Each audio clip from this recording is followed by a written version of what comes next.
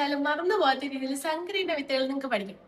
അപ്പൊ ഞാൻ കോഡ് പറഞ്ഞു തരാം. അപ്പൊ നമ്മൾ ആദ്യം പഠിക്കാൻ പോകുന്നത് മുളകിന്റെ സങ്കര ഇനങ്ങളാണ്. അപ്പൊ അതൊന്ന് ആലോചിച്ച് നോക്ക്. നമ്മുടെ വീട്ടിലെ അമ്മമാരൊക്കെ ഈ പഴയ കുപ്പികളിലൊക്കെ ഓരോ സാധനങ്ങളൊക്കെ ഇട്ട് വെക്കത്തില്ല. അപ്പൊ ഇതുപോലെ 3 ഉജാലക്കുപ്പി എടുത്തിട്ട് മുളകിട്ട് ഇട്ട് വെക്കുന്ന ഒരാളെ പറ്റി ആലോചിക്കാം. 3 ഉജാലക്കുപ്പി. അപ്പൊ ഉജ്ജ്വല, ജ്വാല, ജ്വാലാമുഖി. ഉജ്ജ്വല, ജ്വാല, ജ്വാലാമുഖി. അപ്പൊ 3 ഉജാലക്കുപ്പി എടുത്തിട്ട് അതിനകത്ത് മുളകിട്ട് വെക്കാന്ന് വിചാരിക്കാം. അപ്പൊ മനസ്സിലായല്ലോ. അടുത്തത് പയറാണ്. പയറിൻ്റെത് ലോല, മാലിക, ഭാഗ്യലക്ഷ്മി, ജ്യോതികയാണ്. ലോല, മാലിക, ഭാഗ്യലക്ഷ്മി, ജ്യോതികയാണ്. അപ്പൊ ഒന്ന് ആലോചിച്ച് നോക്കാം. ഭാഗ്യലക്ഷ്മിയുടെ മാലയുടെ ലോക്കറ്റ് ജ്യോതിക പയറ് പോലെ അടിച്ചുകൊണ്ട് പോയി നനയ്ക്കാം.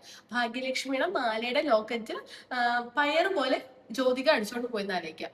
അടുത്തത് വെണ്ടയുടെ സങ്കര ഇനങ്ങളാണ് കിരൺ, അർക്ക, അനാമിക, സൽകീർത്തി, ആനക്കൊമ്പ്. കിരൺ, അർക്ക, അനാമിക, സൽകീർത്തി, ആനക്കൊമ്പ്. കിരൺ, അർക്ക, അനാമിക, സൽകീർത്തി, ആനക്കൊമ്പൻ. അപ്പൊ ഇതിന്റെ കോഡ് എന്താന്ന് വെച്ചാൽ അസൽ ആനക്കൊമ്പ് അർത്താൽ കിരികിരാന്ന് സൗണ്ട് വരുമെന്നാണ്. അസൽ ആനക്കൊമ്പ് അർത്താൽ കിരികിരാന്ന് സൗണ്ട് വരും.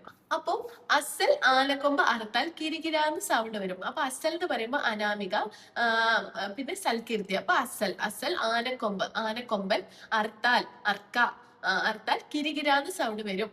കിരികിര എന്ന് പറയുമ്പോൾ കിരൺ കിരൺ. അപ്പൊ ഇത് മനസ്സിലായല്ലോ. ഇനി അടുത്ത നോക്കാം. അടുത്തത് വഴുതനയാണ്. വഴുതനയുടെ വെറൈറ്റീസ് ഏതൊക്കെയാന്ന് വെച്ചാൽ സൂര്യ, ശ്വേത, ഹരിത, നീലിമ. അപ്പൊ വഴുതനങ്ങയുടെ വെറൈറ്റീസ് ഏതൊക്കെയാന്ന് വെച്ചാൽ സൂര്യ, ശ്വേത, ഹരിത, നീലിമയാണ്. സൂര്യ, ശ്വേത, ഹരിത, നീലിമ. അപ്പൊ എന്താ വെച്ചാൽ വഴുതനങ്ങ ഹണിയിലിട്ട് സൂക്ഷിച്ചു വെക്കണം. ഹണിയിലിട്ട് സൂക്ഷിച്ചു വെക്കണം. ഹരിത, നീലിമ അതാണ് ഹണി.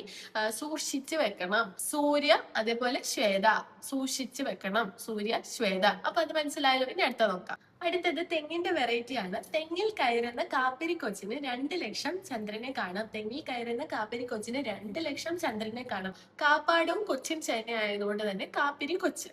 അടുത്തത് ചന്ദ്രലക്ഷ്യം ചന്ദ്രശങ്കരയാണ്. ചന്ദ്രലക്ഷ്യം ചന്ദ്രശങ്കരയുമാണ്. അപ്പൊ 2 ചന്ദ്രനുണ്ട്. പിന്നെ ലക്ഷഗംഗയും കൊണ്ടുണ്ട്.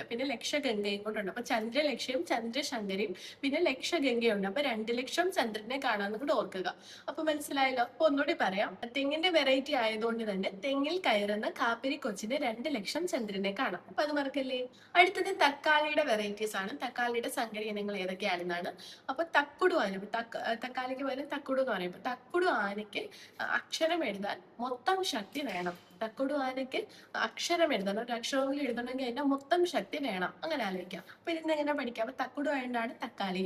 തക്കുടു ആന ആയതുകൊണ്ട് അനഘ, അക്ഷയ, ശക്തി, മുക്തി. അനഘ, അക്ഷയ, ശക്തി, മുക്തി. ഇതൊക്കെയാണ് അതിന്റെ വെറൈറ്റീസ്. അപ്പം തക്കുടു ആനയ്ക്ക് ഒരു അക്ഷരം എഴുതണമെങ്കിൽ, അതായത് അക്ഷരം എഴുതണമെങ്കിൽ മൊത്തം ശക്തി. അപ്പൊ മുക്തിയും ശക്തി, മൊത്തം ശക്തി ഉപയോഗിക്കണം. അപ്പൊ തക്കുടു ആനയ്ക്ക് അക്ഷരം എഴുതണമെങ്കിൽ മൊത്തം ശക്തി ഉപയോഗിക്കണം. അപ്പം ഇത്രയേ ഉള്ളൂ. അപ്പൊ ഇനി നെല്ലിന്റെ വെറൈറ്റിയും കൂടെ ഉണ്ട്. അപ്പൊ അത് ഏതൊക്കെയാന്ന് നോക്കാം. പവിത്ര, ഹ്രസ്വ, അന്നപൂർണ. പവിത്ര, ഹ്രസ്വ, അന്നപൂർണ. അപ്പൊ ഒന്ന് ആലോചിച്ച് നോക്കുക. പവിത്രമായിട്ടുള്ള നെല്ല് ഹംസത്തിന്, അതായത് താറാവിന് അണ്ണാച്ചി ഇട്ട് കൊടുക്കുന്ന നാലേക്ക്.